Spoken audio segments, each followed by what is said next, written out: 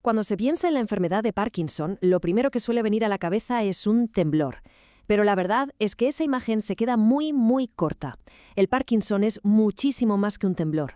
Es una historia compleja que se desarrolla en lo más profundo del cerebro y que hoy vamos a intentar desentrañar. Para ello, este va a ser nuestro recorrido.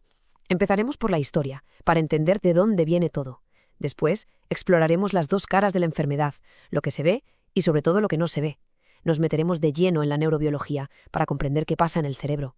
Veremos cómo se diagnostica y, para terminar, repasaremos las herramientas y tratamientos que existen hoy en día. Así que empecemos por el principio, con ese nombre tan antiguo, parálisis agitante. Y es que para entender bien el Parkinson de hoy, es casi obligatorio hacer un pequeño viaje en el tiempo y ver cómo, a lo largo de más de 200 años, se ha ido construyendo todo lo que sabemos. Y para empezar, una cifra que impresiona, el 1%.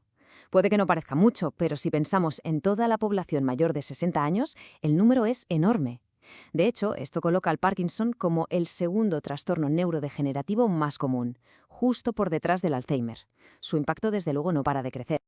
Esta línea de tiempo es fascinante, de verdad. Es que resume un viaje científico increíble. Pasamos de una simple descripción de los síntomas en 1817 a ponerle nombre a las células exactas que se mueren, a encontrar la molécula clave que falta, la dopamina, y finalmente a desarrollar un tratamiento para reemplazarla. Es una historia de casi 200 años que cambió por completo la vida de las personas con esta enfermedad. Vamos ahora a la segunda parte, a ver cómo se manifiesta la enfermedad en el día a día. Y aquí es donde llega una de las grandes sorpresas, porque el Parkinson tiene dos caras muy distintas y una de ellas es prácticamente invisible. Estos son los 4 síntomas motores clásicos, los que todo el mundo asocia con la enfermedad. El temblor en reposo es el más conocido, ese que curiosamente suele mejorar o desaparecer cuando se inicia un movimiento. Pero ojo, a menudo el síntoma más incapacitante es la bradicinesia, esa lentitud para todo, esa dificultad para arrancar un movimiento. Si a eso le sumamos la rigidez, como si los músculos estuvieran siempre en tensión, y los problemas de equilibrio que aparecen más adelante, pues ya tenemos el cuadro motor completo. Esta imagen del iceberg es quizá la idea más importante de todas. Lo que vemos, lo que es evidente, el temblor, la lentitud, es solo la punta. Por debajo de la superficie hay un mundo entero de síntomas no motores, una enfermedad oculta que a menudo es igual o incluso más dura para los pacientes que la parte visible. Y aquí están algunos de esos síntomas ocultos, cosas como la depresión, la ansiedad, problemas de sueño muy específicos, estreñimiento. Pero lo más alucinante es que algunos de ellos, como la pérdida de olfato o un trastorno del sueño en el que se actúa lo que se sueña, pueden aparecer años, incluso décadas, antes del primer temblor. Esto nos da una pista clave. La enfermedad empieza su camino mucho antes de que el movimiento se vea afectado. ¿Vale? Pero ¿por qué pasa todo esto? ¿Qué está ocurriendo ahí dentro, a nivel celular, a nivel químico, para provocar esta cascada de síntomas tan variada? Vamos a verlo. La palabra clave, la protagonista de esta historia, es dopamina. Para que nos hagamos una idea, la dopamina es como el aceite que lubrica los engranajes de un motor muy complejo, que es el sistema que controla el movimiento en el cerebro.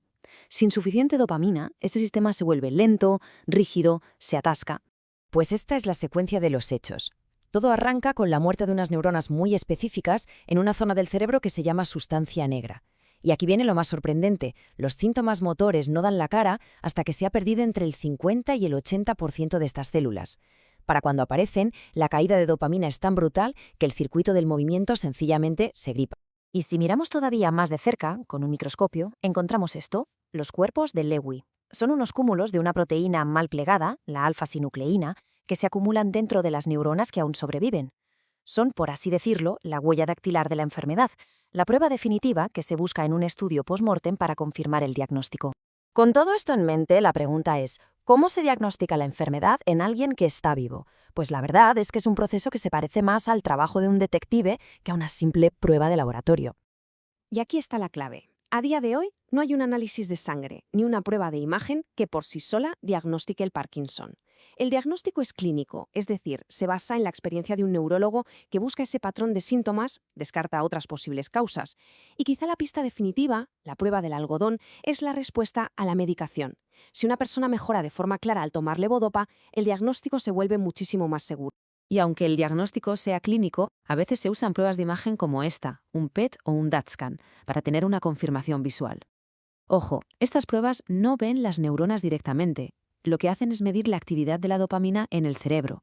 En esta imagen, esas zonas menos brillantes, menos rojas, nos están mostrando exactamente dónde falta dopamina, confirmando así la sospecha del médico.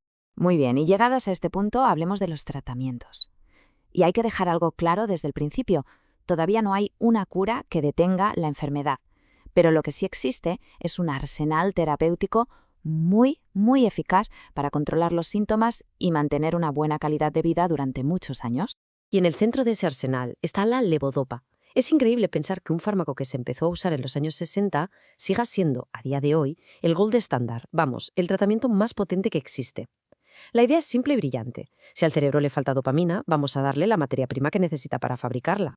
Pero además de la levodopa hay otras estrategias. Por ejemplo, los agonistas, que son como una llave maestra que encaja en las cerraduras de la dopamina y la imita.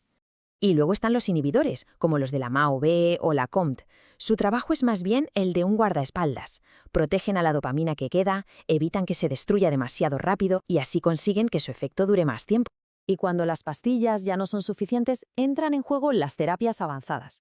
La estimulación cerebral profunda es, literalmente, como un marcapasos para el cerebro. Las bombas de infusión administran la medicación de forma continua, eliminando esos altibajos tan molestos. Y el HIFU, que es una tecnología increíble, usa ultrasonidos para corregir circuitos cerebrales sin necesidad de abrir el cráneo.